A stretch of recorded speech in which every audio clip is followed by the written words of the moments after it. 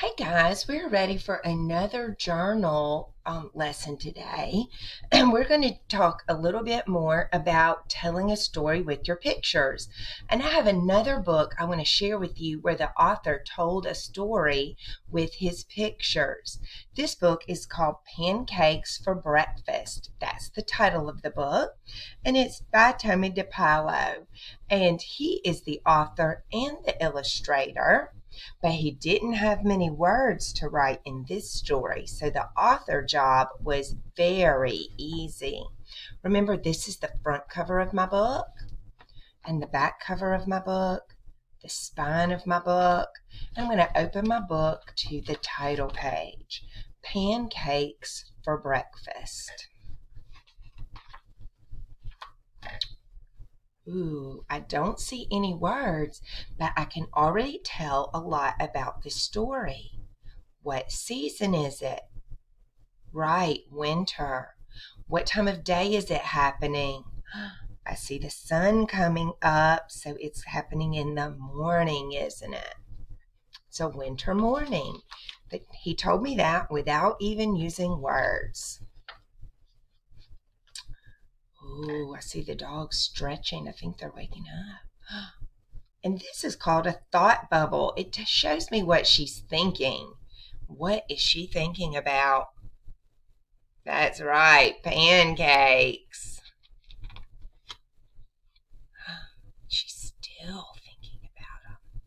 Oh, now I see a lot of words. It is the recipe for pancakes. 2 cups flour, 2 teaspoons baking powder, 5 tablespoons butter melted, 3 tablespoons sugar, 1 teaspoon salt, 3 eggs, 2 cups milk. Sift all the dry ingredients in a bowl. Beat eggs lightly. Pour eggs and milk in the flour mix. Mix with a large spoon only long enough to blend. Batter should be lumpy. Stir in the melted butter. Cook on a hot griddle.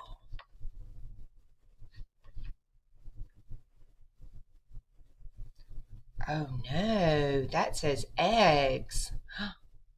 It looks empty. She's got a problem. The recipe says we're going to need eggs.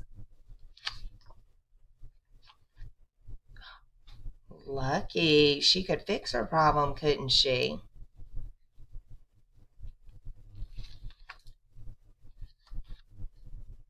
Uh-oh, milk.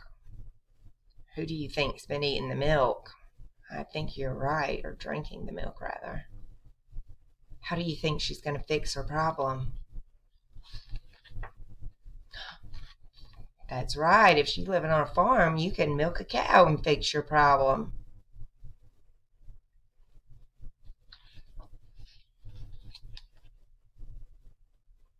She's making her own butter. You can churn butter, churn cream to make butter.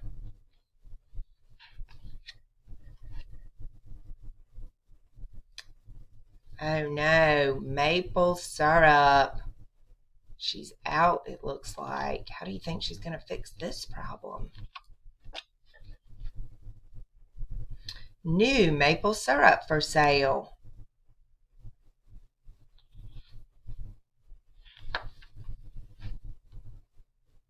Look what she's thinking. Oh, it's going to be so yummy.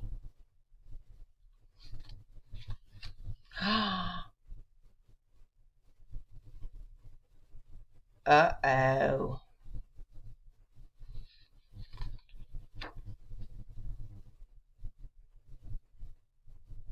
How does she feel? Oh no. She smells something.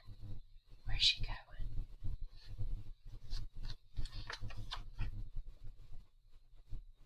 Her neighbors. Oh, look.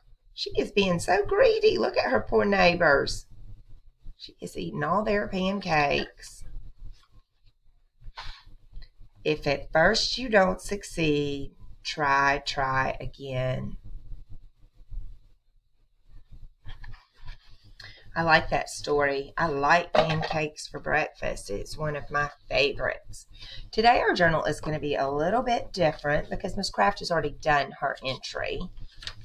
So yesterday I did this page, and then remember, I do one page every day. Today I'm going to do this page.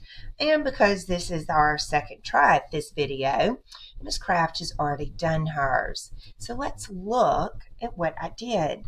I was telling about a trip. Ooh, can you tell where my trip was? Do you think it was to the beach? Or do you think maybe to the mountains? Look, my road is going up, up, up. And I saw a lot of trees. And I saw people in a boat. They were whitewater rafting. And we did that too. It was a lot of fun. And we did some hiking. And I put a couple labels in my picture. That's the road and that's the car. I might could add boat or Ike. You're going to listen to your sounds and write the sounds that you hear. Remember that you have your spelling page to help you. But I put lots of details in my picture to help tell the story so that you would know what would happen. And that's going to be able to help you read the writing if you can use pictures as a clue. Your reader can help. That will help your reader to be able to read your writing. And Miss Craft went ahead and wrote her sentence. I went to the mountains. All my words aren't spelled right, and that's okay. I'm listening to my sounds, and that's what you're going to do too. If you don't know how to spell a word, you're going to listen to your sounds. You can stretch that word out and listen to your sounds. I had to stretch out that word went. I went went. And then I wrote down all the sounds I heard. And I did the same for mountains. Mountains. And I wrote down the sounds that I heard. You can practice stretching those words to see what sounds you hear, and you can write them. Remember, if you can't remember what letter makes that sound, we've got our alphabet chart to help us. Apple sound is A. Bat, B. Cookie, C. Dog, D. Elephant, E. Fan, F. Gum, G. So these pictures can help you, and we'll learn more about these when we start doing letter sounds. I hope you do a great job on your journal. I can't wait to see them. Have fun.